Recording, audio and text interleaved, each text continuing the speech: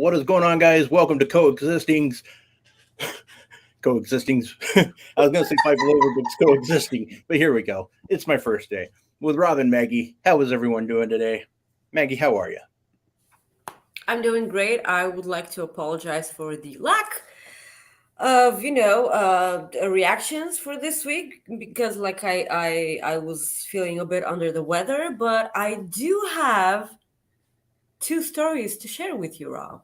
Oh boy, I'm loving stories. Before we get started there, do us a favor, hit that like button and also subscribe and leave a comment. If you leave a comment, one of us will reply to you and talk to us in chat today. Leave a super chat. We would love it. Send us money because we're poor. Yeah, we're poor. But all right, well, let's start. Should we go ahead and start with story one, or should we just go ahead and just start? No, I want to tell the story. Okay. The first story is what actually happened to me while I was going home from work today. Naturally, I was wearing white shoes to work today. Of course, it rained afterwards. Yes, hi, Kaden. Thank you for the graphic. It's actually decent. So she liked it. Actually, I loved it. I loved it, Kaden. Thank you. It's really, really nice. Just like I wanted it to be. She's breaking kayfabe. I just need to let you know that Yeah, I'm totally breaking kayfabe here for you, Kaden. Okay, so back to my story. Before I was rudely interrupted by Kaden. So it's naturally it started to rain because I was wearing white shoes. I was going home from work and I was, using an umbrella. There's a little button on the handle of the umbrella which opens the umbrella, but it actually also closes the umbrella. So, I'm a regular woman and I, playing with the handle all the time while I was holding it. So, of course, I pressed the button and the umbrella closed onto my head. I lost my shit from the beginning because I had no idea what was happening and I was started panicking. I was running around. I'm absolutely 100% sure that I kind of looked like a dildo, but it was but it's fine because when I got my shit together and I just pulled the umbrella out because I'm a freaking cartoon character and everyone around me was laughing. So again, I'm doing my life's work. I'm making people laugh. It's no biggie. I got no money for that. Hopefully I can get some money from this show. Well, we're starting off with a bang. Our guest for Fightful Over. Jesus. Fightful Overbook's Coexisting After Dark on Fightful Select. D'Lo Diggs, our guest. I forgot to send a super chat last week, so here you go. LOL. Wow. Thank you so much. Thank you. We appreciate it so much. Yes, thank you. This will never stop being so much fun. And because we are actually only 4 minutes into our show, and this is usually when the intro ends of my stupid reactions. I actually have time for my bar story now. You really want to hear this bar story? Okay, let's go ahead. So, we kind of haven't done this in a while. So, this actually happened on Tuesday. Tuesday. Are you listening to me or looking at your phone? I am. Nope, I'm doing both. Okay, so Tuesday was the day I tweeted that I hated my job, right? Yeah. Okay. I almost quit my job on Tuesday. This is how bad this was. Because it was just, the normal day when people were obviously under influence of something radioactive. Okay. This is not how people should be, reacting to daily human communications. They the regular dumb stuff, like coming to my bar and leaving their phone and they say charge my phone and they just leave and I'm like, oh Jesus. Wow. Yeah. Know when they do this? What? Are these people you know when they do this at all? Oh, Like, the people I know are like quote unquote forgiven for that because they're like when they're friends of the bar, they feel like they own the bar. okay. But no, like these are like people I didn't know, and they just leave their phone, charge my phone, and they just walk away. Okay, the first time I did it, I put on the charger, and then another one comes and leaves their phone and said, "Could you charge my phone? Thank you." Like, could you charge my phone is an actual question, and before they even got an answer, they leave, and I was like, "Okay, I'm sorry. Wait. Could you come back? I don't have a charger." And they're like, "What?" And I'm like, "I'm charging another phone right now." And they're like, "Well, don't you have another one?" Wow. So I was pretty pissed off, like usually. And that was just the beginning of the night. And then at fucking half past midnight, a woman comes into the bar and says, "Excuse me, I'm with my 3-year-old child. Can I come here? Can I enter? Can I stay in the bar?" And I'm like, "I'm sorry, what?" and she pointed at a kid who was already glued to the foosball table. Nice. Yeah. And I'm like, "Your 3-year-old child is in the bar with the alcohol and the drunk people." And she was like, "Yeah, can she stay? Can he stay?" And I'm like, "Are you his mother?" And she was like, "Yeah, of course I'm his mother." And I'm like, I almost wanted to ask why. Like, why are you his mother? And then I realized that a man was coming into the bar, and he was, talking with the kid and then talking to the woman. Obviously, they were on a fucking date together.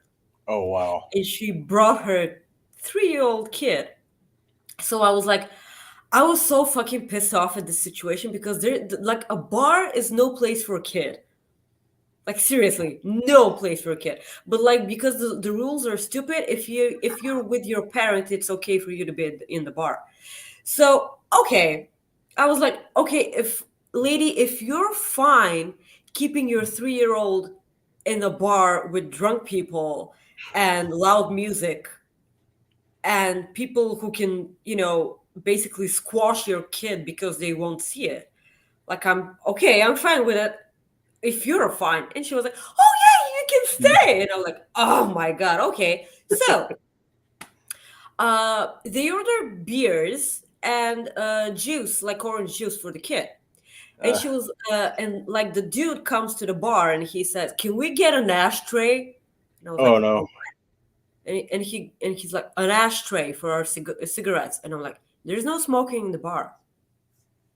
Like, there's no smoking in bars since 2012 in Bulgaria. Like, this, it's 10 years now. Like, there's no smoking in bars." And the lady was like, "Oh, okay, we're from Burgas." Like, Burgas is another city in Bulgaria, which is located on the sea. It's a city. Okay, but So I was like, okay, like apparently this is gonna be a problem tonight, and it's already like I have an hour and a half left and I have to push this through. Okay, so I was actually crossing off a bill, like I already took closing up a tab, and I had like with my peripheral vision, I see the people like looking on the inside of the bar, like through the glass doors, and they were like stopped talking and just they were looking at the front of the bar, and I was like, "Why is everyone looking at?" And like when I look at the door, I can see like half an image of the outdoors of the bar, and I see like this streak. The woman was helping her 3-year-old kid pee in front of my bar on the stairs. I could not believe what was happening. Like, this is absurd, okay? And Yeah. at that moment, I started to shake, okay? Because Rob, I told you this. Like last Sunday, we had a group meeting in our Yeah. bar. Uh, Mostly these group meetings are made just so my bosses can scold me in front of everyone because I have an attitude problem. Like I do, yeah. Like I know. I basically what I want to do is uh disassemble people with my eyes. Okay, I do not handle stupidity really well, seriously. And having in mind I work in a bar, ninety And you do a percent show of with my me, so that's amazing. you're wonderful. 90% of the people who attend my bar are stupid idiots. And that includes my friends. They're stupid. Guys, I hate you. Fuck off. Well, So I but this meeting was different because my bosses actually said that they were proud of me for keeping it together and like being like strong enough. And they just said that, and now I had to go and murder these people who are peeing in front of my bar. So I like this is so so I walk out, and like the kid is already done, the damage is done, but I can see the pee and I can also smell it. oh And yeah. I was like, yeah, and I was like, excuse me, did you just help your child pee in front of my bar? And she was like, yes. And I was like, why? Nice. And she said, well, it's okay, it's just urine. Mm. And I was like, there's a bathroom in the bar. Why not use the fucking bathroom in the bar? And she's like, I don't understand what the problem is. This is pee. My God. Because I needed to pull my shit together. And I was like, okay, could you just do me a fucking favor right now, please? Could you just drink your beers and get out of my bar, please? If it's convenient. And they just, oh, what the hell is this bar? And they just drank their beers and left. And I was like, ah! Okay, that makes sense why you sent that tweet. There we go. I We got fucking hate my job. Why is this happening? Guys, I love you so much for listening. Thank you. well, we got a Please super, send us a super chat we to got a make super me. chat from Throwback that says, "Congrats to Drew on getting married. Cheers, bud." Yes, congratulations to Drew. We are so happy for him. We'll be talking about that later for sure. Sports Center, says 2 out of 3 have had COVID all week, and it appears as I have survived the handicap match unscathed. They're fine and about done with it. Rob and Maggie, uh, stay strong, I think is what that says. Yes, I'm so glad that you skipped COVID. This sucks. I hope that everyone gets better as soon as they can. Absolutely. Um, did I miss one? I did. Might have missed a. Oh, there it is. Ryan Sullivan. Maggie was peeved. You son of a bitch. All right, let's talk some wrestling. Maggie, it's been weird. We usually start with AEW, but again, we're starting with WWE. This past week we had Extreme Rules, and just we're talking about Raw. We're going to talk about SmackDown, just in general, the way things are going in the WWE, the direction they're going. Just going to give our overall feel. Well, first off, I want to get your thoughts on Extreme Rules. What do you think? Oh, Rules was such a amazingly awesome pay-per-view. Seriously, it was. I kind of thought that it was going to be a bit overshadowed by Bound for Glory, which we will talk about later on, which was another amazing show. But Extreme Rules, I wouldn't say that it exceeded my expectations, but because I really knew that it was going to be an awesome show. It was the one show I I was really excited about. Like you could have tell you could tell, from the pre-show we did on Select before that, everyone was kind of excited about the show. Yeah. And I loved it. Um, some weird things happened, like I didn't expect Bailey to lose. Are you It was like, okay? yeah, like a bird like just flew into the window. Yeah, I saw it. Was it an owl? No, I wish that would have been Yeah, something though. yeah. It's like, why are you talking Um, shit, Rob? yeah, and Finn Balor and Edge went on for 5.5 hours, so that was something. Um, but it was a great show. I loved it. Of course, it ended perfectly. It just goes to show you, even if you know what's gonna happen, you're still gonna cry when it happens. Yeah, we both talked Sunday morning, like, well, Sunday morning my time, Sunday afternoon, I think your time, about Yeah, how great that was. I think you said you watched it 4 or 5 times, and I watched it two or I three, did. and just that Bray Wyatt coming out, and just that overall just entrance, and seeing him back, and how the crowd just loved it, and the fact that we get to see him again tonight, I'm just absolutely excited for.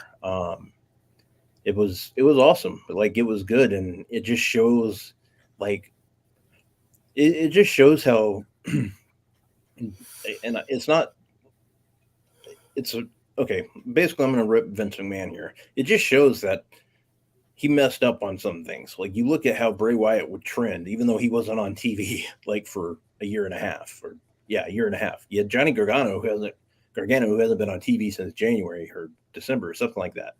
He was trending all the time on Twitter. No, it just shows how popular these people were, and he just it didn't.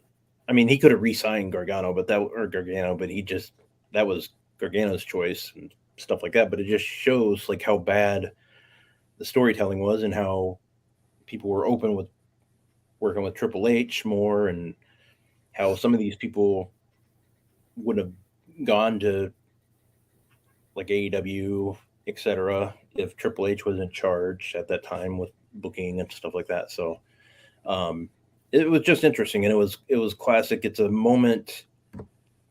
Um, the way it felt was definitely a moment that I won't forget, because it just felt great. It was one of those where were you moments. It will be, in my opinion. It was just spectacular, and I don't really think you could say much more about it. Um, Damn it, Soupy! You see what you're doing, Ryan? To people, this is what you're doing. Everything is peachy now. Almighty. Ryan said, Uh, I would move past the pun and just say, Mark, that I'm just so proud of you. This is great. So, concerning the Bray Wyatt situation, we still have no idea what will happen, what his role will be. Like, he's supposed to be scheduled for tonight's SmackDown, I believe. So it's gonna be, that when you promote Bray Wyatt for the show, you're just gonna get eyes on your show, because um, it's the it's the thing that the whole wrestling world has been talking about. yeah, And as soon as you find a way to block that person from the chat, yep, I'm getting it. are you working on it? Yep, I'm working on it. Yeah, sure. Okay. Because I have to kind of want to hear your thoughts about something I have cooking in my mind. But yeah, the whole Bray Wyatt situation. Mm, like that pop from the crowd Oh, was just It's taken care of. Somebody else got it. Yeah, it's just one of the most beautiful things ever. And for once, I I want to address I want to address something that's kind of been the elephant in the room. Please do not compare different returns for wrestlers in different companies, or even if they're in the same company. Please just don't compare the two returns, because it's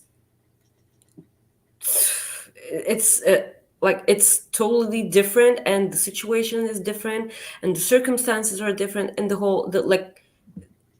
everything is different, especially in this situation. Like, please don't say, "Oh, CM Punk's return was better." Guys, just control your emotions and just calm your tits. They have nothing in common. Like, they're like two totally different things. Bear with me on this one, because it's gonna be a bit of a bumpy ride. Okay, let me read this one real quick. Chris, you jerk. What Maggie should have said is the lady at the bar is, "You're in trouble." See, Ryan is not the only one who can make bad puns. Freaking Frodo. It's okay. Great. It's fine. Okay, I'm sorry, Rob. You go ahead. Chris, you might as well, you could have come on the show and just say it. You could have just said it with your voice. Okay, so bear with me on this one. Bray Wyatt is David Lynch. Do you kind of want to know why? Yeah, because of the storytelling. Yeah. All he ever wanted to do was to tell a story. Vision. Yeah. His vision. All he ever wanted was to tell his story. But none of them got it, or they didn't care for it. And then when he tried to paraphrase himself, they didn't get it again. So he tried and he tried and he tried to tell his story on different circumstances. And then what he got, the people in charge were pushing him to do something that he didn't want to do, aka the title. So they pushed him into making something that he didn't do in David Lynch's world, that will be revealing something that he never wanted to reveal and to never have been known. So they pushed him, and what that did was it totally ruined the idea that the person was trying to portray. So what it did is it took a immediate water skiing vacation, and it just went downhill from there. So what Bray Wyatt did was he went away, just like David Lynch did.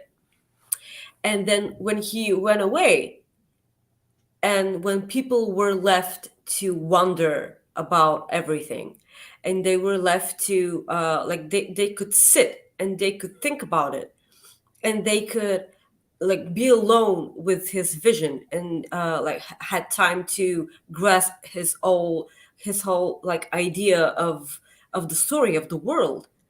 And then automatically they got it, and they started to want him back. He was this misunderstood soul, just like David Lynch. And he just wanted to perform. He just wanted to do the art that he was so good at. And when he finally returned, aka The Return, everyone loved it so much. And this is the explanation that we needed. It's not necessarily closure. It's not necessarily an explanation, but it's his way, because after not feeling pressure from the cable companies or from Vince McMahon and Bray Wyatt's situation, he can Yeah. finally tell the story himself, just like David Lynch did with season 3 of Twin Peaks. He could right the wrong and finally tell us what we should have known years before that. I cannot stress this enough. I am so right about this. I don't care if you guys get it or not. No, I know exactly what you're saying. Um, and I definitely agree with what you're saying because he's he's brilliant like with what he's come up with, even with the Wyatt family. Like I loved everything. It got kind of weird with the whole Randy thing towards the end of the Wyatt family.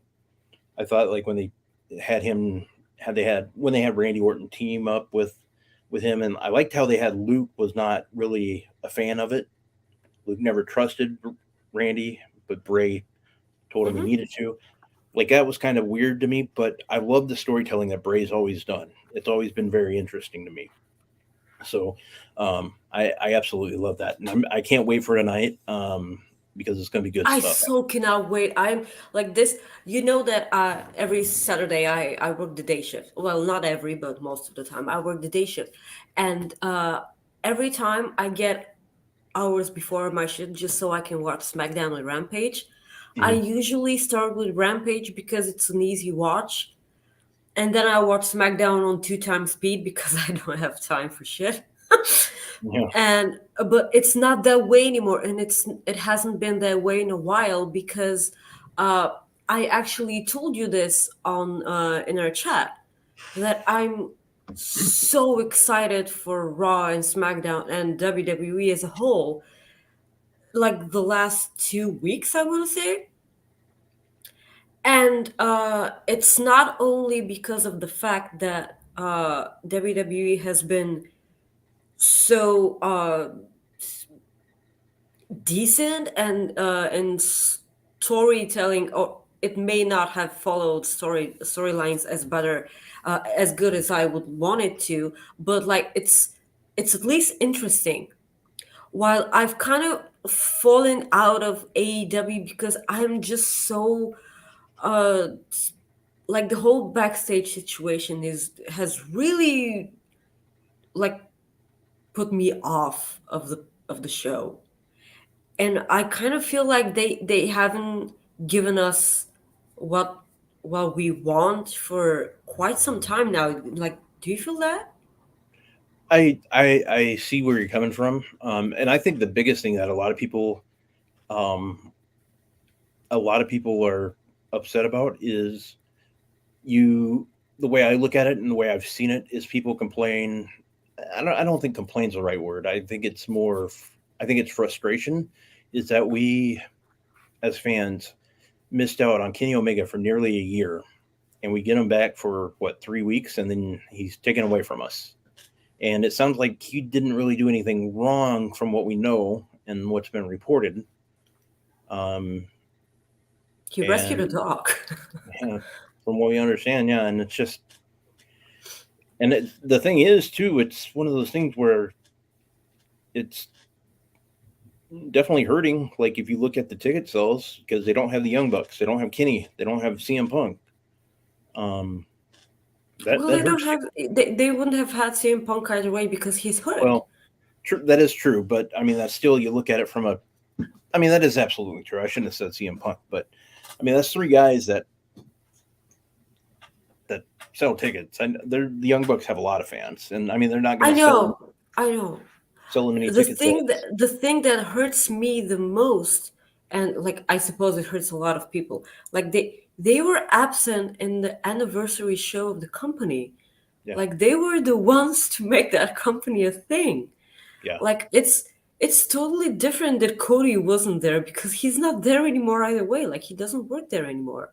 yeah. But like it hurts because like they're not, and we haven't heard from them. And one day we're gonna have BTE again on Monday, and that's gonna be a weird ass day because I've like I have gotten so used to not expecting BTE every Monday that it's like I'm not the biggest BTE fan like for a long time because I feel like it's gotten a bit downhill. for a while, but like you can miss it because a lot of storylines were furthered and or teased on BTE, and you could have seen the breadcrumbs if you're a BTE fan. Yeah.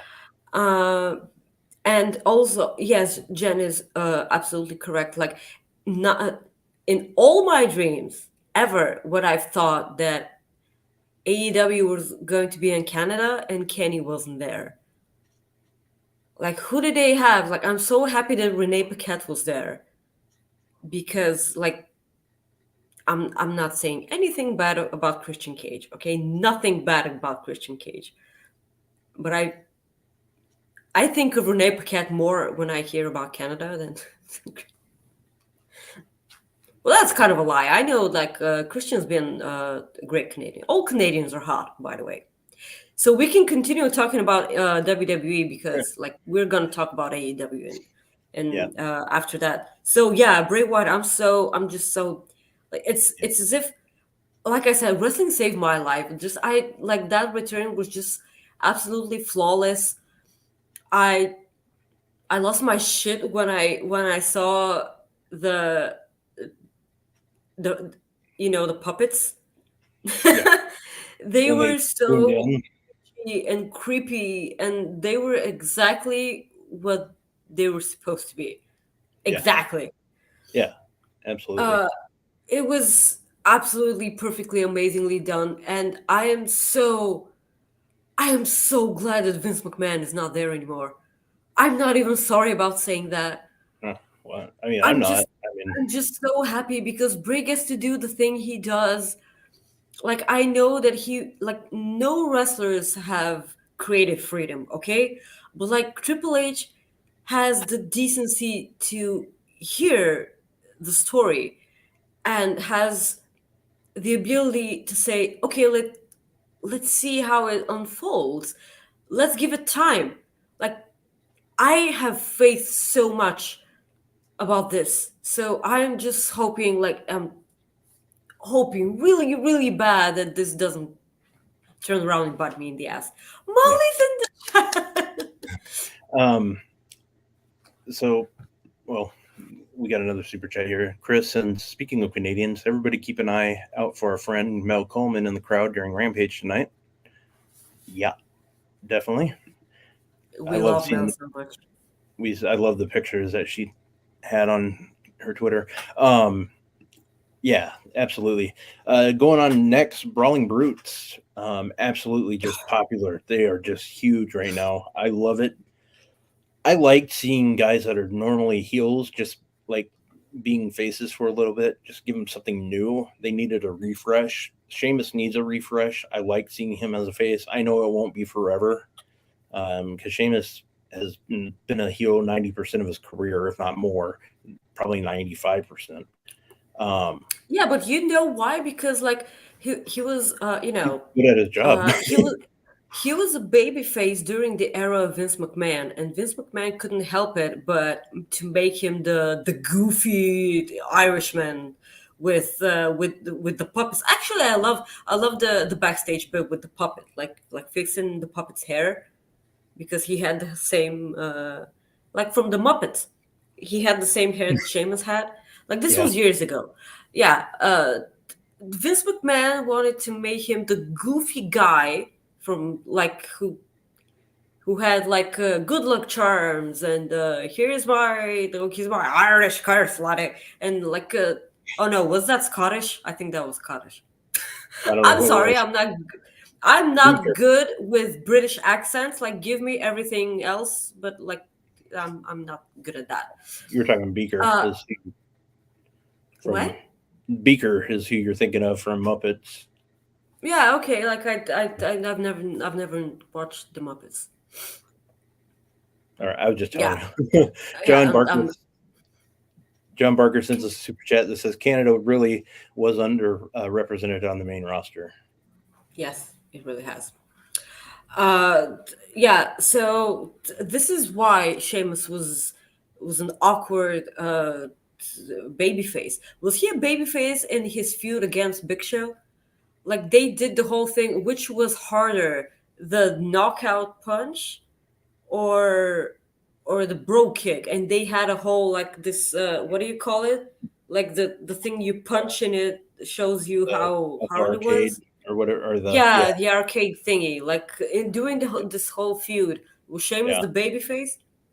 I Okay. I honestly don't remember, but the only other time like I really remember him like getting cheered was when the bar, like Yeah, but because like the Bar was such an amazing tag team with like the two like so underappreciated pound for pound best wrestlers out there, like Cesaro and Sheamus. That's what, like, my favorite team ever on WWE, which was randomly put together. Okay, they had the big, was it 5 hours out of best out of five? Was it best out of five?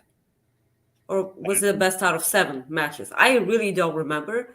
But like those matches were just so incredible. And like the the fact that they actually made the team work after that ridiculous storyline was not a way to do it. Like they were the happy like the old ones out. Okay, this yeah, shouldn't have worked, but it worked really well, not because of the storyline, but because of the fact that the two wrestlers are ridiculously charismatic together, and they can go in the ring and they know what they're doing. yeah. Ryan says super chat. Maggie, what the hell? You've never seen the Muppets. How could you? Like, out of all the things I've never seen, I don't think that's But yeah, they're completely over, and I absolutely love it. We'll move a little bit quicker. Bailey losing all the time. That is kind of weird. I don't understand that. I hate it. I That hate it. seems that does seem like it has some Vince booking right there behind it. Um, I'm kind of wondering what is behind this. I really hope there's more behind this. I'm starting to think there might be, because it doesn't It make sense. must be, right? Because like you cannot, like, they debuted Damage Control as this big thing, and like exciting new stuff will happen on the women's side of the roster at SummerSlam, and we were all excited, and like, for what? Yeah, yeah, it's just weird. I don't get it. Um, Like, I get that Io and Dakota have the tag titles. I get that, but like, have in mind that those tag titles haven't meant anything for more than a year, I would say.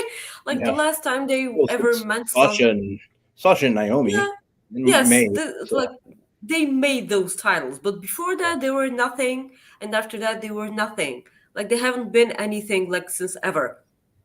yeah. I mean, the And last time they meant anything to anybody was when Naomi and Sasha held them in May, and I mean, I don't think really people really deep down cared about that. It's just because they lost Sasha and Naomi is what really did it. yeah, Um, Zelina Vega and Legado del Fantasma. Um, I'm that excited was to see that. yeah. This is I'm interesting. yeah. That was interesting. I'm very I like to see where they head with this. And I mean, they started their feud with I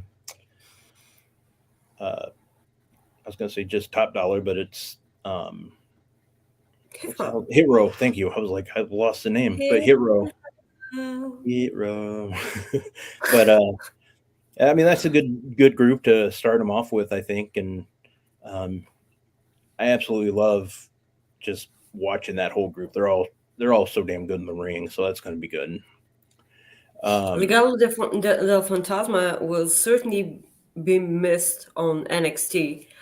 Yeah, They were kind of the thing that held NXT together as a good show, I want to say. And I'm so happy to see Zelina back.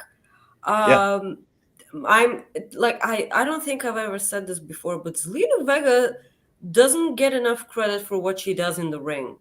absolutely. Like, she, like, I get it. Not everyone will be Charlotte. Not everyone would be Sasha. Not everyone would be Becky on the mic. You know that, like, you, none of them would be as creative and as like emotionally exciting as Bailey. Not everyone, But like Zelina can hang in there. Like, you know, the Zelinas and the Carmelas, and like they don't get enough credit for what they can do. Like they could be given crappy stuff to work with, and they would still make it happen. Like Zelina has gotten so good in the ring.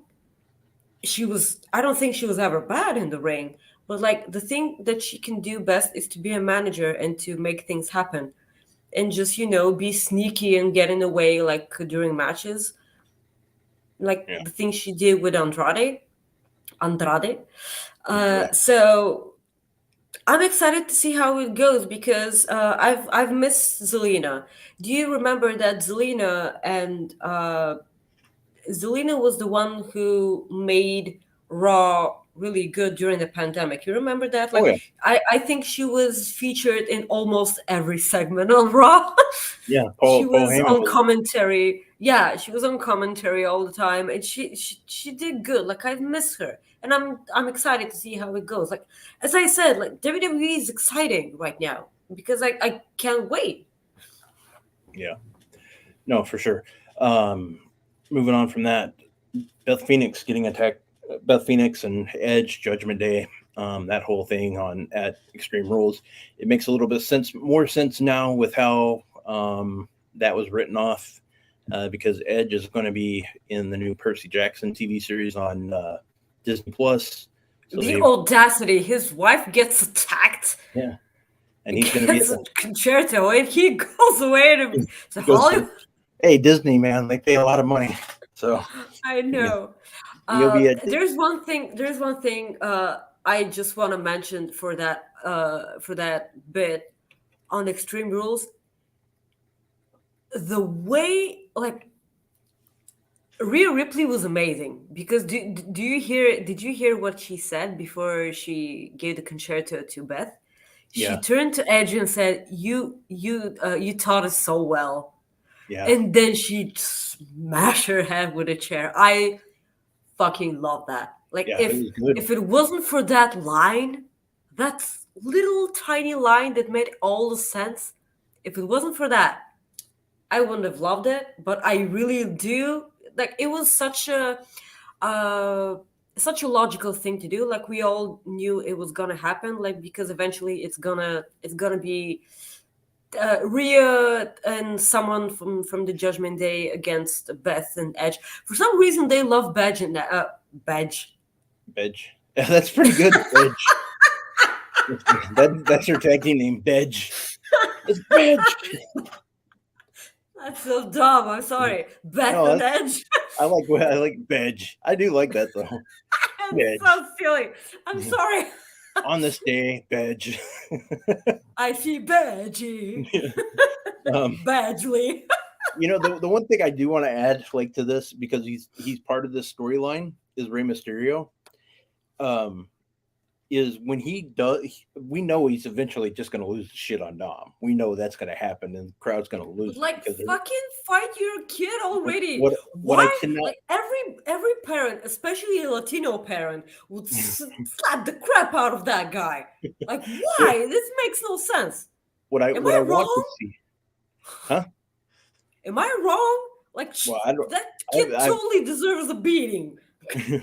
I know my dad would slap the hell out of me if I ever did that. I know. Well, not slap. I think something else would happen. But what I wanted to have, I don't know if you've seen the tweet back in the day, but when Rey Mysterio, he did that tweet, I can't wait to get home and beat my kids, like when he's talking about playing the video game. Like, that's what I want. I want him to just pull out a copy of the game and just start beating the hell out of Dominic. Just That's a good one, yeah. That's what I want. But yeah. Moving on from that, the Good Brothers return to WWE. This is what I want to talk about real quick. I've seen a lot of people this week on Twitter talk about, he said he would never come back. He would never come back. They would never go back to Saudi Arabia. Say, like, take this, never. Let me say something about that. If I have a family, I would swallow my pride in a second if it meant, like, I could help provide more for my family. So the people that are just complaining about him, like taking shots at I was going to call him Chad because that's his real name, but Gallows and Anderson, Carl Anderson, rather. For your family, I would like. I don't. If they're giving him the money, absolutely, which they must have because he wouldn't be there if they weren't. So, um, absolutely, I would swallow my pride for my family, and that's exactly what he's doing. It doesn't matter. Like if they're offering him the money, he's doing it. And I think if anybody says differently, and they have family, and they're saying nope, wouldn't do it, I think they're wrong. I mean, and maybe some people are different. Maybe some of them would if they had the money and they can do it. Some of them get it, but I would still be like, I would still think,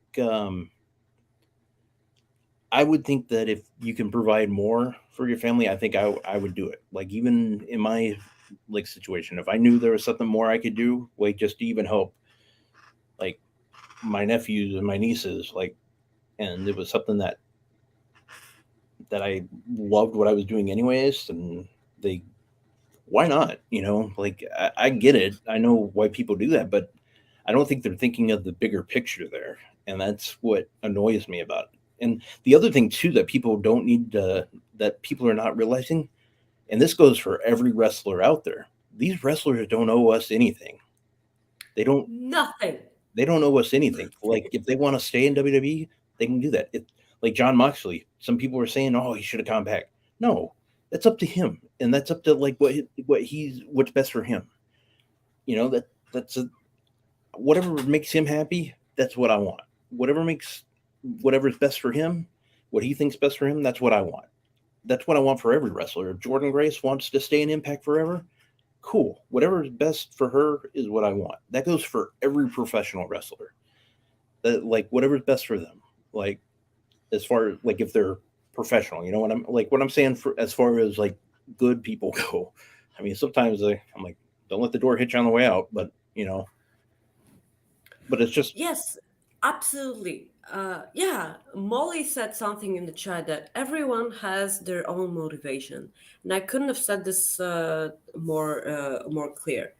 Again, Molly being amazing with her words, like this yeah. is like nothing out of the ordinary. Thank you for Molly. We love you so much. Uh, so. Uh, Carl Anderson said it himself that if he ever wanted to put in a second pool in his backyard, then he would have come back and go to Saudi Arabia. I don't give like I don't care.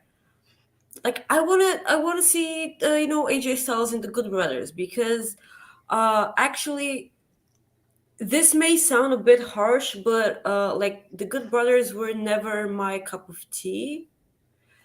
I love the Good Brothers every time when they're with AJ Styles because I think it kind of makes sense.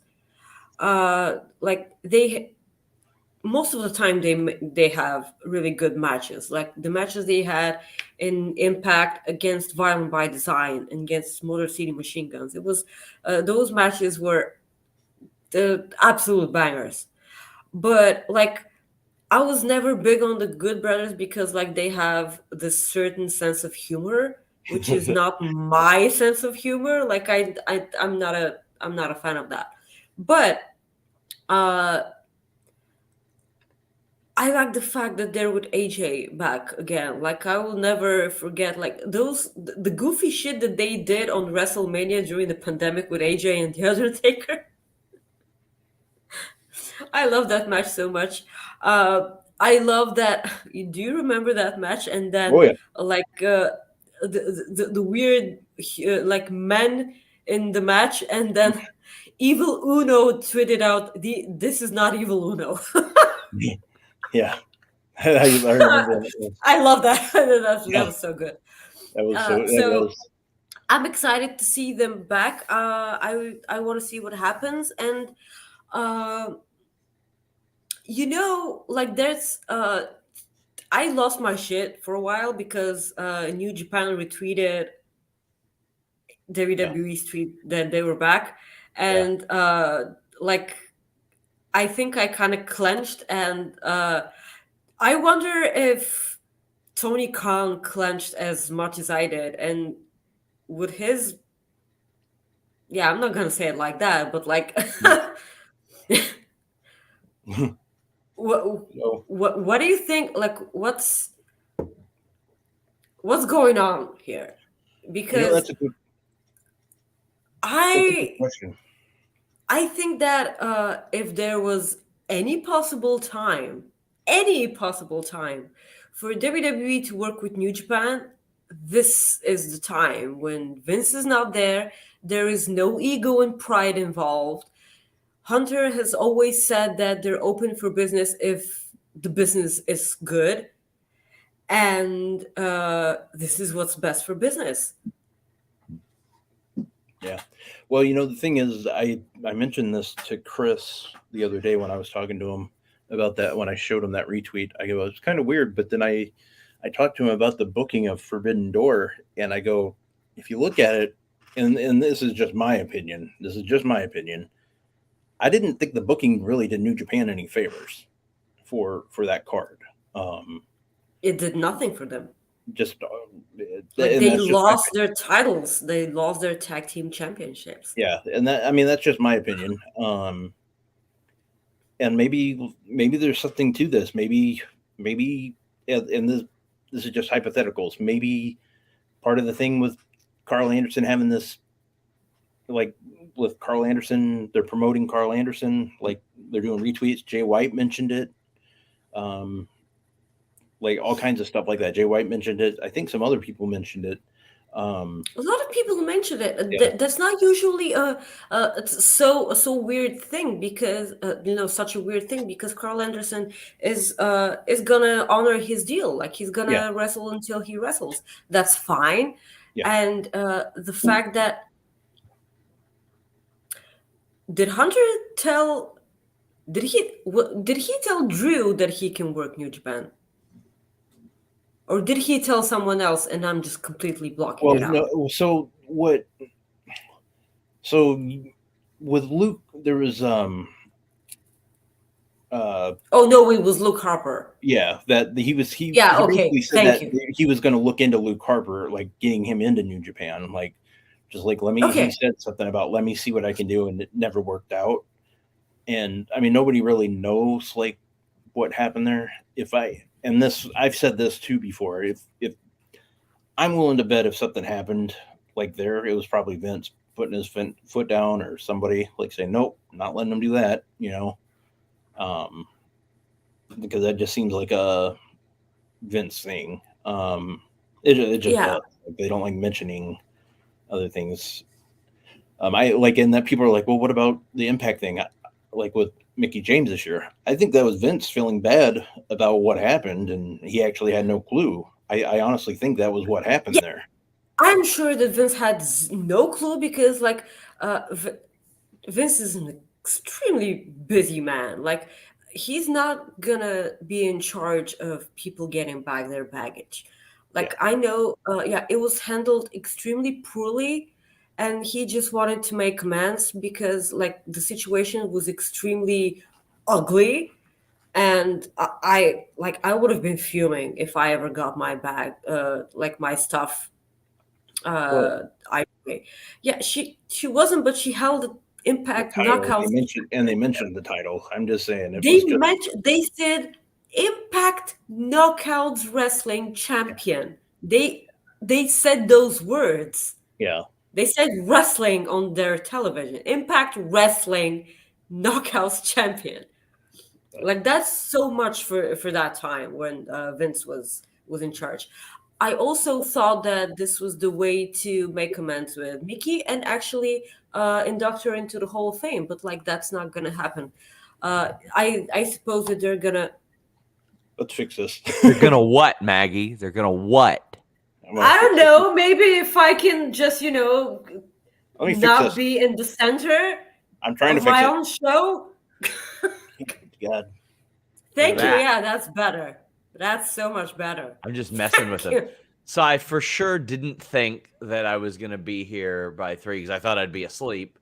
But as it turns out, that doesn't happen for me. That's not gonna go on. Why would it, right? Like, why would I be able to sleep? Your hair looks great, Maggie, by the way. I just want to say. No one mentioned the hair. Thank you, Sean. They did in chat. They did in chat. Oh, really? A lot of people did. Okay, you did mention it hard enough, people. Your hair looks amazing. I just wanted to say. Okay, so you need to go to sleep so you can think of like better ideas for your No, I need to come on here and show off my Wile E. Coyote surfing T-shirt. But is this Shinsuke Nakamura? Wile E. Coyote, everybody wants him to go back to Disney, but you guys just need to let him surf. He's happy. He's happy where he is. He can surf and he can be happy. That's it. Sure. But Rob asked me to come by earlier, obviously a little bit earlier than what I'm here, but to talk a little bit about Toronto. But yeah, say it like a normal person. Say Toronto. Toronto? Yeah, Toronto. I practically live there now. Yeah, that's why you should say it like that. Nah. The Fightful Offices. The Fightful Office. We don't. So we don't technically have the Fightful Office anymore because Jimmy left that. We did it from a studio, 1990 Studios in Toronto this past week. It was really great. I loved it. It was a lot of fun. But yeah, now I gotta go back there all the time. But I don't want to fly out of that airport. That airport was miserable. Yeah, it was miserable. Hold on, I'm gonna put Caden in timeout because he's a menace. So there you go. But yeah, I went to Toronto this week. Why was the airport such a drag? Oh my God, it was just a nightmare. It was a nightmare. I have no idea what that means. I've never been on an airplane in my life.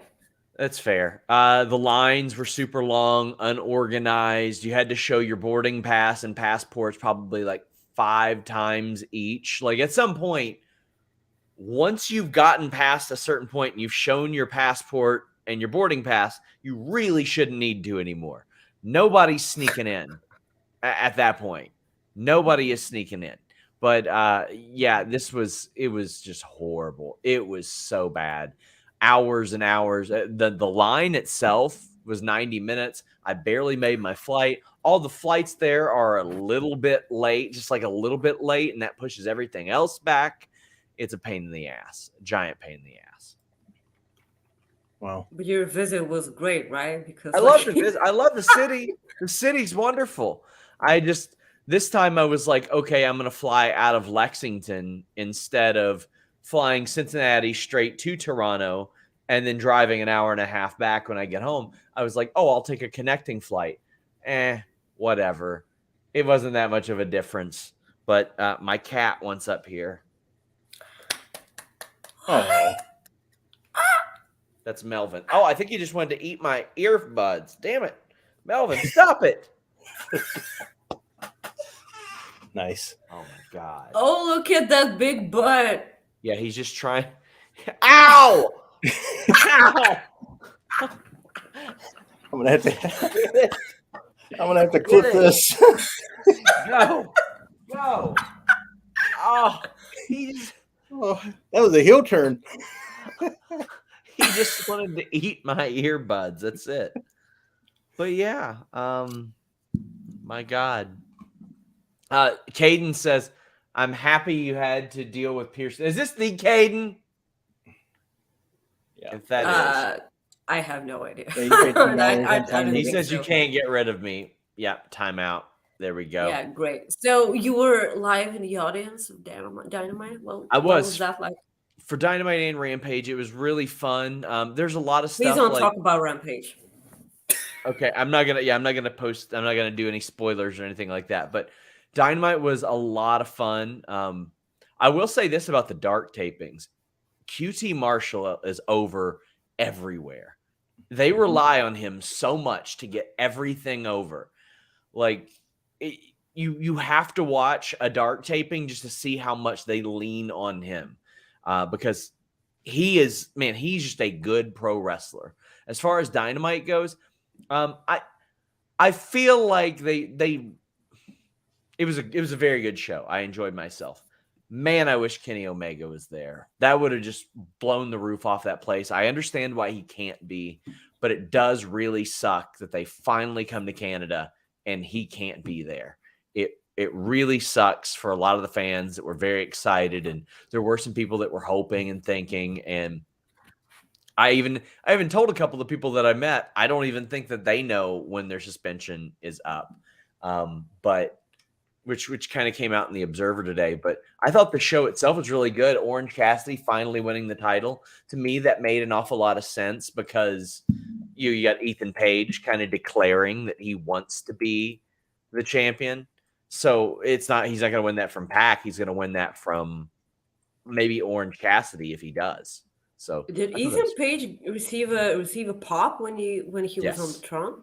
Okay. Well, okay. I don't know about that. He was on Rampage and he got a great ovation.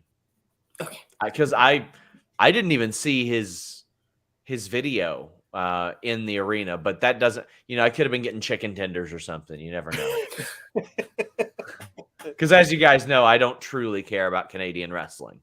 Yeah, sure. I just go get chicken tenders. Hell run. I was. Eric sent in a super chat. Rob and Maggie, great show as always. Sean, I'm also a Bengals fan. Will they get back to the Super Bowl chat? Oh, always? Great. Fake football talk. Great. Yeah, I think they will. Maybe even this year. How about that one? I think they stand a chance to get back there this year if they can put things together, and I think they can. Your hair looks so good, Maggie. It really does. It does. I'm just sitting here in awe of how good your hair looks. It looks incredible. So how about that? It looked better this morning when I made it, but it's fine. It's because of the whole 3-year-old peeing on the stairs of my bar situation. Like that's wow. Yeah. Right. I love my job so much. This is 3-year-old at a bar. 3-year-old at a bar at 1 a.m. 1 a.m. That sounds like bad parenting. That sounds so Bulgarian, Sean. Thank you. Okay, fair. All right, fair. Okay. I have no idea what we were talking about, Rob. Do you remember? Talking about Toronto. Yeah. But and now you're going to Cincinnati for on Tuesday. So so I didn't plan I hate you on so that. much, Sean. I didn't plan on that. I use any excuse to go to Toronto that I can find. And I was like, all right, I'm going to these shows. And then they are like, okay, we're doing Wednesday and Thursday. And I'm like, hell, I'm going to 2 shows. Then they say, well, we're going to do Cincinnati the next week. And by the way, it's going to be on a Tuesday. And I'm like, well, I can't not go to Cincinnati. I'm not from Cincinnati, but I grew up around Cincinnati an awful lot. Like that and Lexington are my cities. And damn, I was like, okay, so Wednesday, Thursday, Tuesday. I'm going to go to 3 of these shows in 6 days. Yeah. But I'm looking forward to it because Hangman and Moxley, that's huge. I mean, Moxley is the reason why Cincinnati gets shows. That's it. If Moxley wasn't there, there would not be Cincinnati shows. So, yeah, I'm glad to see it. Very glad to see it. That's awesome. Are you going to go to a bunch of Impact shows? Because they're in Lexington, I suppose. They're in Louisville. Next month. I don't know if I'll go to the shows. We'll see.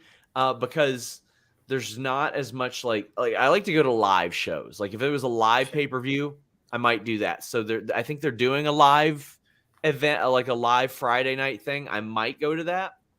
But what they do is the week before, they will usually fly in a couple of talent. For example, Jordan Grace and Josh Alexander came into Cincinnati last time. I did that scooter race with Josh and earned my title shot against Joel Pearl. But they usually do that. So I'd say probably the week before I'll drive out to Louisville and do a couple interviews. I hope. And Jennifer asked if I found my Nestea. Jennifer, no, I can't find it anywhere out here. And I used to drink it all the time. Why would you want a Nestea? Like there are better types of iced tea. So I've put it out there a little bit, but I got a really bad kidney infection recently. And the stuff I was drinking is a big reason why I think I got a kidney infection. Because I was drinking a lot of energy drinks. And specifically the one that that I drink is like souped up tea and lemonade, basically. But I had a Nestea in Canada and it tasted exactly like it. So I was like, oh, hell, I'll just go back to the States and get that. And then I was like, what wait. flavor was it? It was just lemon. It was just lemon The tea. lemon flavor. Lemon Okay, flavored and you tea. like that? Oh, I loved it. Loved it. Loved it. It was great. But The peach one is better. I like peach just fine. Sure, why not? I eat the peach, drink the peach, whatever it may be. Peach flavor is better. All of it. Love that peach flavoring. I'm all about it. But yeah, I was very afraid I was gonna die of a kidney infection. So please don't. I'm glad that I didn't. I was very, very fortunate that it didn't get worse than it. You were addicted to energy drinks, seriously? I mean, I worked a lot. I guess it's like you don't drink coffee. You drink like energy drinks. So I love the smell of coffee so much. Like coffee smells so good. It's my favorite smell in the world. Especially with a cigarette, you have no idea. I wouldn't know about that. I really don't know. I wouldn't know about it either anymore. I just smoke crack. That's it. I just smoke good old crack.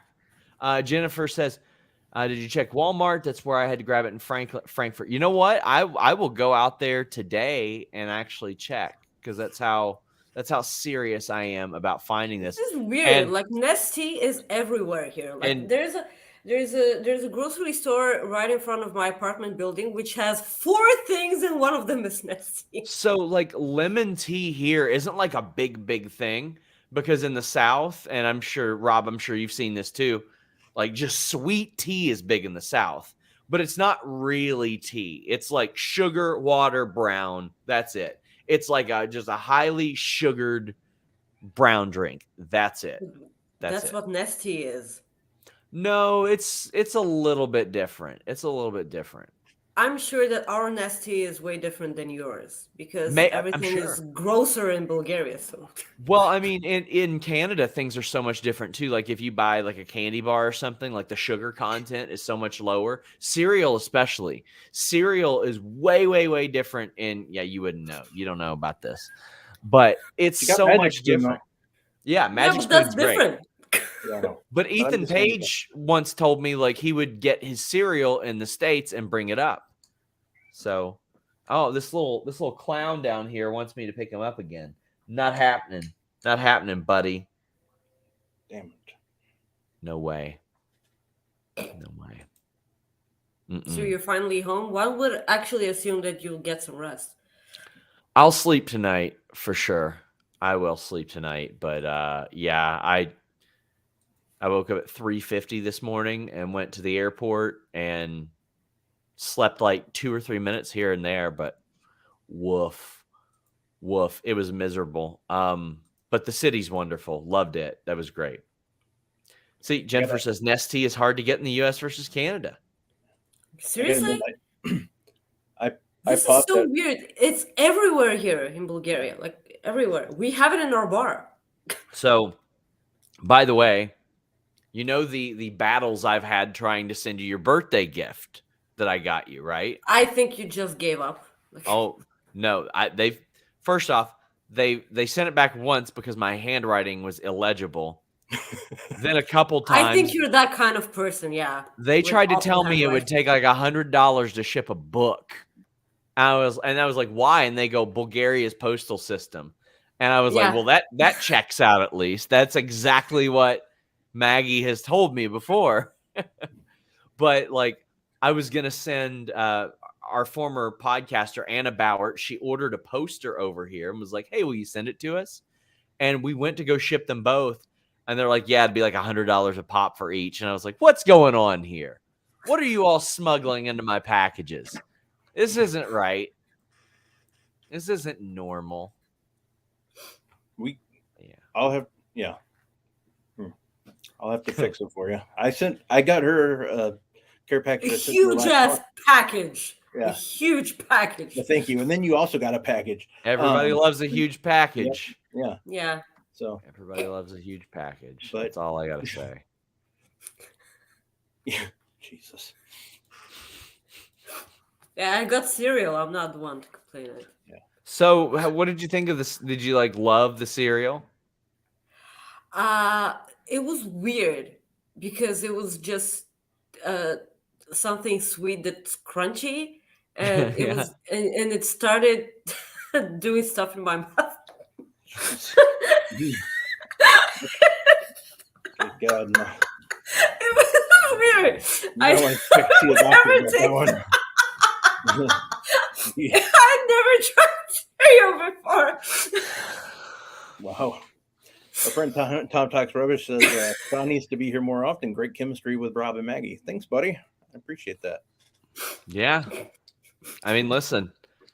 Sometimes huge packages will do special things in people's mouths, In your mouth. and that's just the way that it goes. Yeah. I'm just trying to explain it to people so that they can get the idea of what it is to eat cereal for the first time, okay? Like, I'm sure that none of you remember what it was like, okay? For a while, we pulled it after a while, but one of our most popular videos was Hikaru Shida eating a Reese's cup for the first time. And her mind was blown. And I always ate a Reese's on live on the air for the first time. I mean, I know. So I mean, what for you was it as mind blowing? I felt like she went, "Holy shit!" But for do you crave one? Are you like, man, I'd love another one of those? I would. I'm not gonna say that live on the air, but I would probably do stuff for that. Yes. Maggie's hair is more over in Canada than Bret Hart. Chris sends a super chat that says Maggie's hair is more over in Canada than Bret Hart. Jeez, Maggie. I think I broke Sean. I'm sorry. You should do your hair like Bret Hart's and just put motor oil in it, because that's what his always looked like.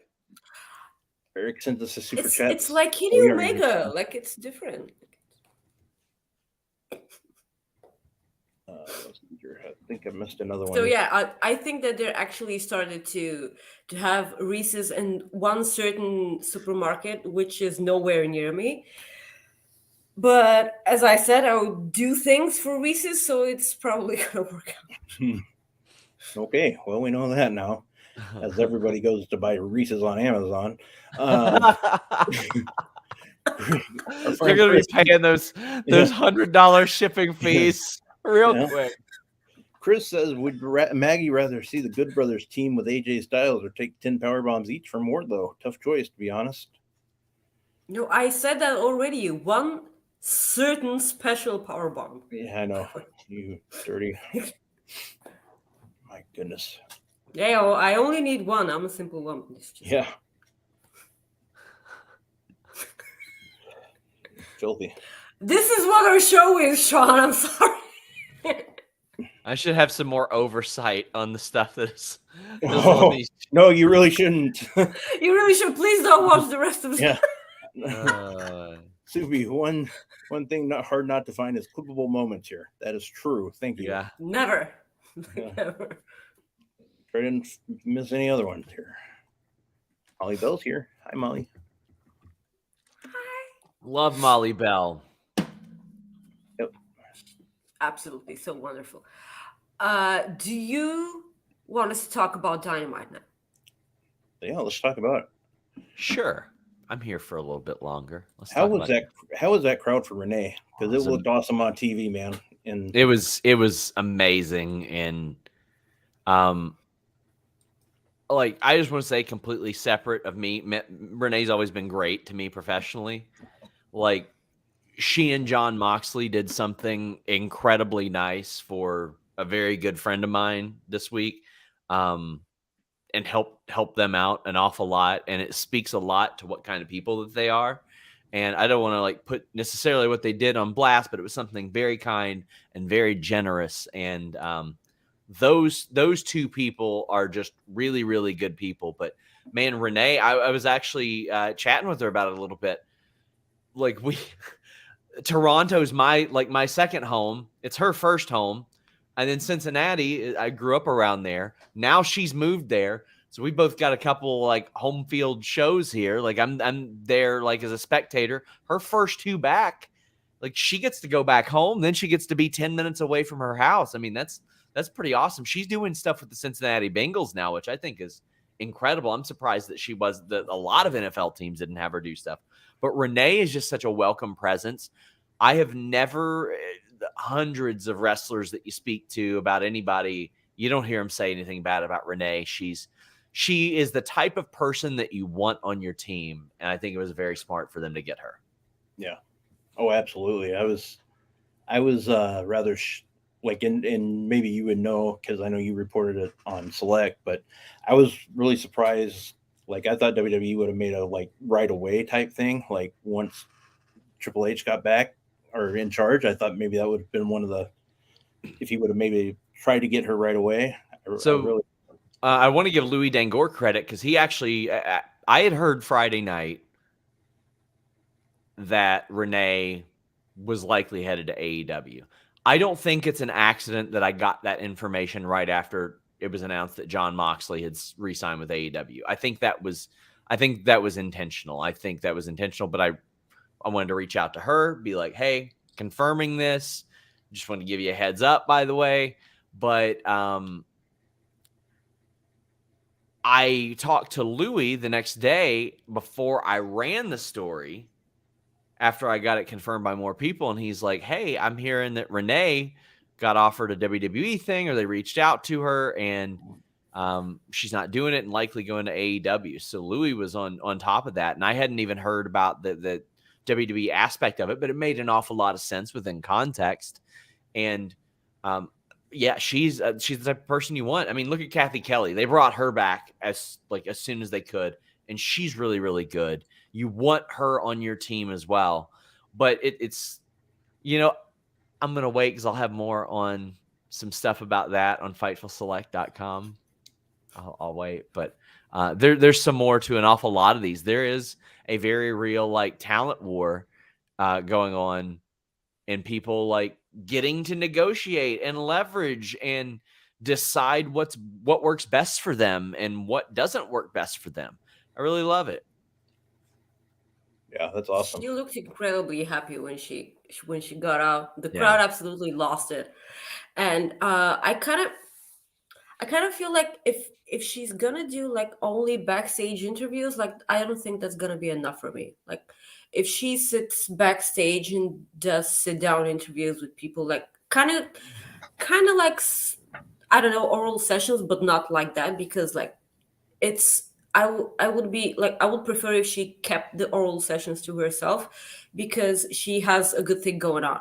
And if I don't know, do you think that it's going to be something more than that? Like, I'm not saying like, well, she's not going to, she ain't getting WWE. Table.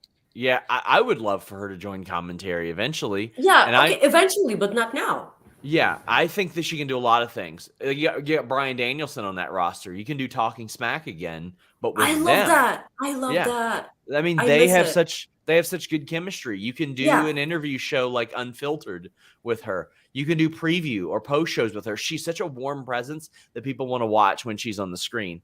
I look at the commentary thing, and I know a lot of people look back at that and they're like, oh, well, she didn't add anything to WWE commentary.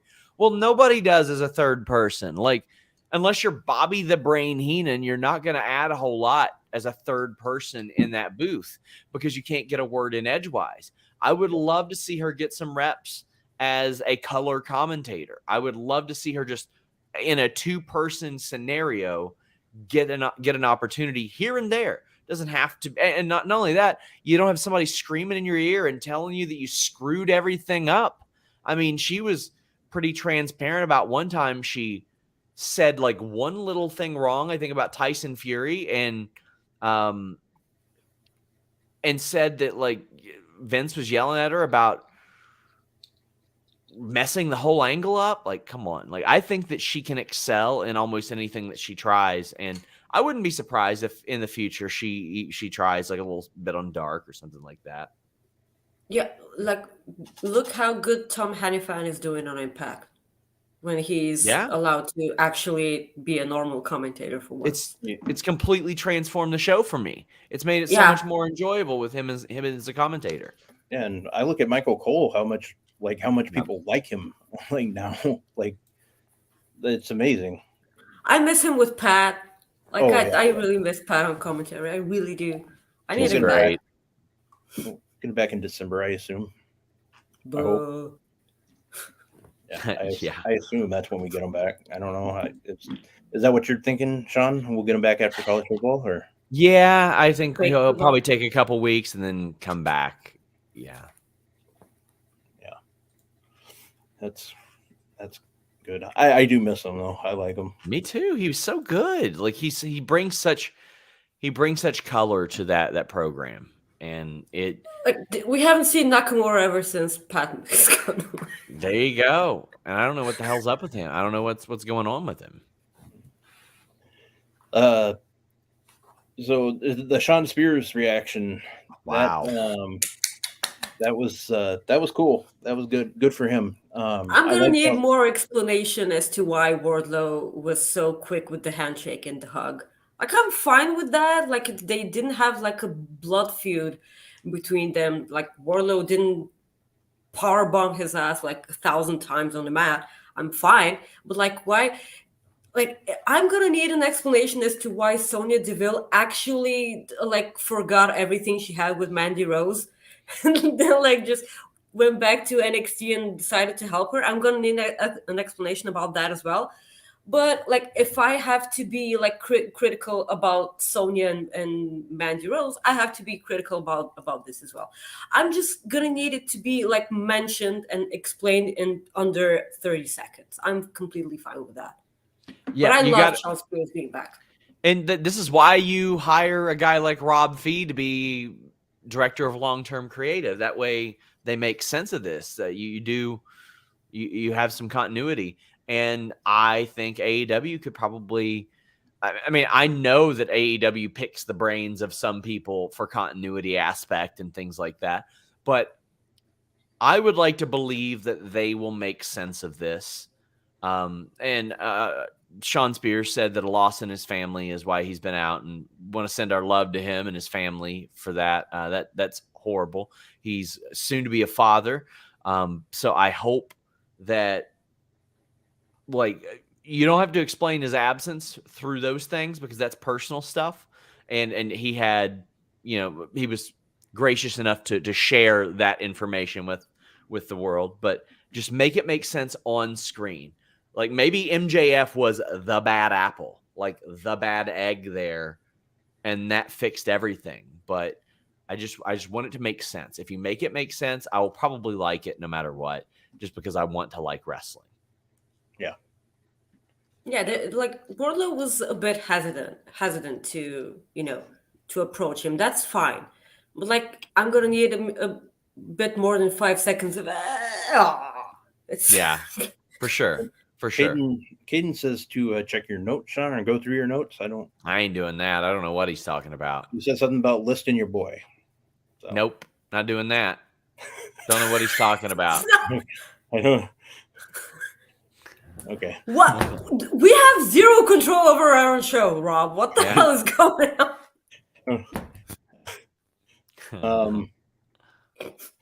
Yeah. I had no idea what that meant, but Caden says, yesterday was rough. Thanks for helping today, guys. You're welcome, buddy. Hope that it's better, and then I hope you have another day tomorrow, Caden, that is also terrible, but not mentally. I just hope like you step in puddles. I hope your shoes get untied. I hope you get stains on your shirt, things like that. Like, nothing really bad, but just enough to inconvenience you enough to where you're like, today could have been better. Why do you talk to him as if he's Chris Van Vliet? He wishes he was Chris Van Vliet. Man, he wishes he was. Everyone wishes. A lot of people wish. Like, that's not saying a lot. Obviously, a lot of people wish they were Chris Van Vliet. I would take that. I'd be like, not me, because I go to Chris Van Vliet's house and I use all the toilet paper and just leave one square there for him. That way he uses that one square and it's just messy. So You're I don't repeating wish yourself. You said that on Quizlemania already. No, I didn't say that one. I didn't say that You one. said that. No, absolutely not. And then I replace all of his wet wipes, because you got to use wet wipes. You're not clean, with ones that have things that he's allergic to in them. So Jesus. You don't need to use wet wipes if you have a bidet. Oh, is this how you pronounce that? Bidet. Well, that's how we do it here. Everybody has a bidet out here, but not a bidet. It's how it's pronounced in Bulgarian, okay? Actually, I thought you said a V first. So I'm like, a what? Whoa. Yeah, I know. Whoa. Yeah. So how would you know? I mean, yeah, I thought you. Yeah.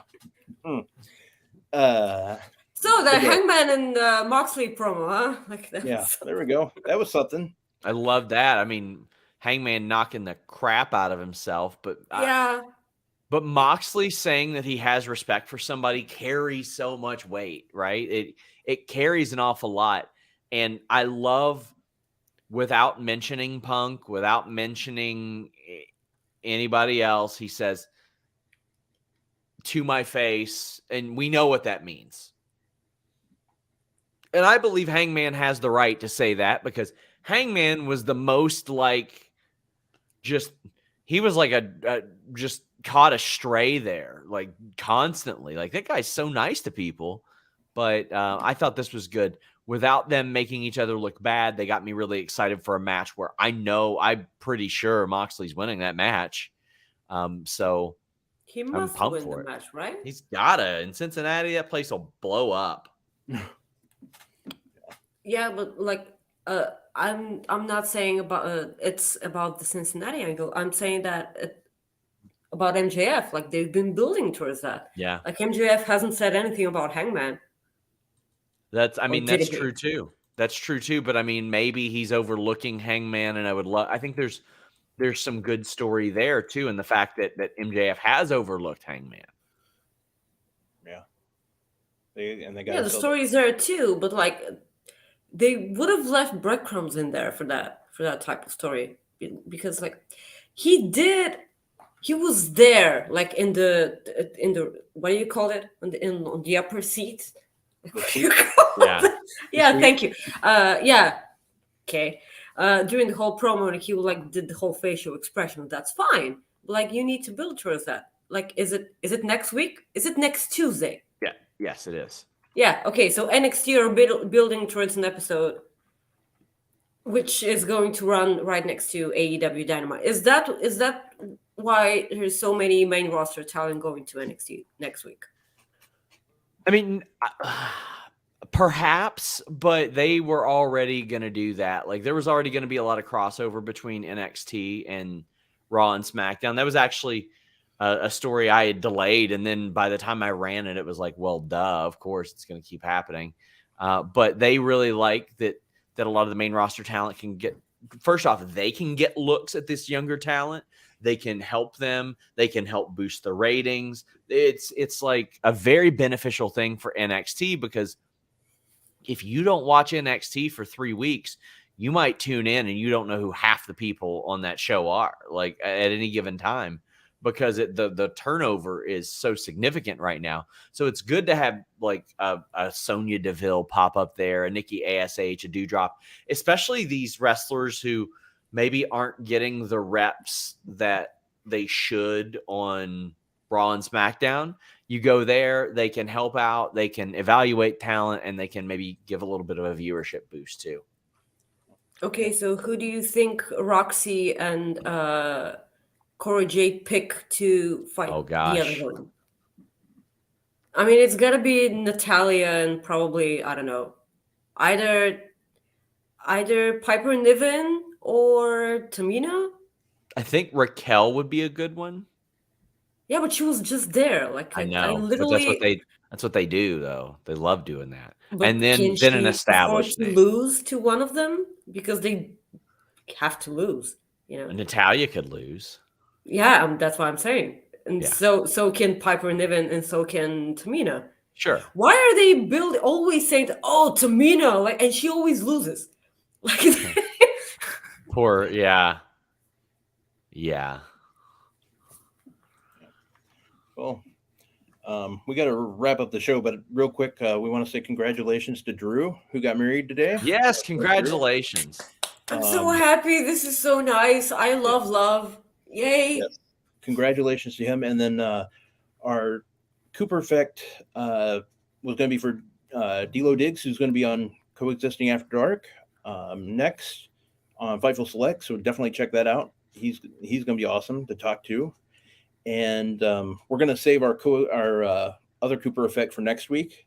That's a great story. I'm looking forward to that. Yeah, I promise not to cry. But Maggie, tell everybody where they can find you. You can oh crap. It doesn't say anything. You can follow me on Twitter at Maggie_IK and on Instagram at Maggie.IK. Sean. I don't have Twitter. Okay, you're done with that. I forgot. You Good to see you guys. Thank you all for having me on. Thanks, buddy. And you can follow me at Rob Wilkins on Twitter. You have time to tell some jokes. Okay, well, I didn't know. Well, I just thought we were running late. So you can follow me on. Okay, I got it. You can follow me on Twitter at Rob Wilkins. Otherwise, on Instagram at FightfulRob. Let's do some jokes. Maggie, please. Have you ever tried archery blindfolded? You don't know what you're missing.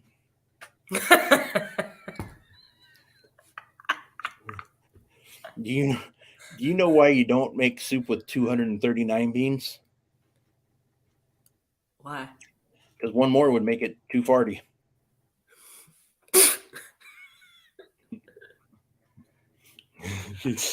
I ate a kid's meal at McDonald's today. His mom was really angry. I saw that one coming. So good. My wife is threatening to throw me out of the house because of my obsession of acting like a news anchor. I'll tell you more right after this. That one I couldn't even do with a straight face. I just loved it. Okay, I love it. My wife and I were having a huge argument about whose turn it is to do the laundry. Finally, I threw in the towel. Aww. My wife has been missing for a week. The police have told me to prepare for the worst. So I went to the donation center to get her stuff back.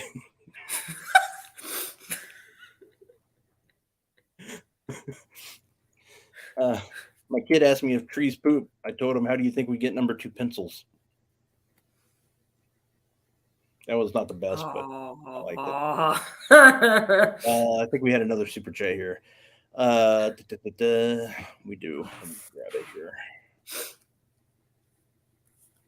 Throwback sends a super chat that says, "What's up, guys? Baby Brody says hi, and also just bring it. He is becoming a fan of all 3 of you. Who do you see being a surprise at War Game?" Oh, we just answered that. War Game. Oh, Roxy. At War Games, Roxy, Raquel, and Cora, Rhea. Hope you guys come to Boston.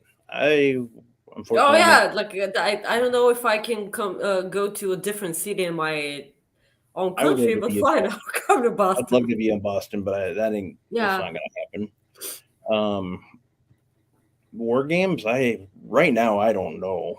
I'm completely just it's gonna be a while until Survivor Series and War Games.